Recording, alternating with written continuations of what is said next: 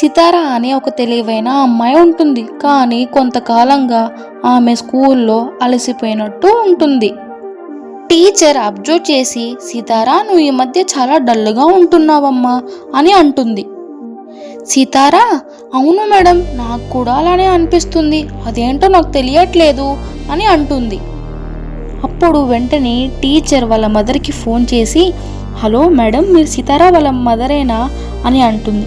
అప్పుడు వాళ్ళ మదర్, అవును మేడం, నేను సితారా వాళ్ళ పేరెంటే అని అంటుంది. అప్పుడు టీచర్, మేడం, ఈ మధ్య సితారా ఏంటో క్లాస్లో చాలా డల్గా అనిపిస్తుంది మేడం, ఆ ప్రాబ్లం ఏంటో కనుక్కోండి డాక్టర్ దగ్గరికి వెళ్ళి అని ఫోన్ పెట్టేస్తుంది.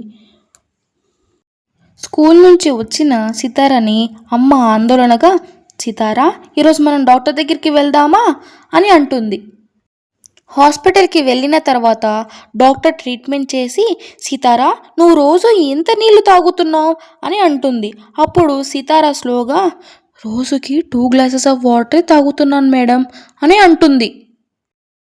అదే సమస్య అమ్మా, నువ్వు నీరు చాలా తక్కువ తాగడం వల్ల, నీ ఒంట్లో శక్తి లేకపోవడం వల్ల నువ్వు చాలా డల్గా కనిపిస్తున్నావు అని అంటుంది డాక్టర్.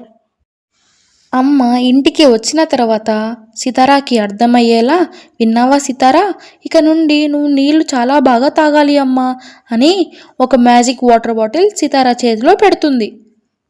అప్పటి నుంచి సితారా ఆ మ్యాజిక్ వాటర్ బాటిల్లో వాటర్ తాగుతూ హెల్తీగా ఉంటుంది.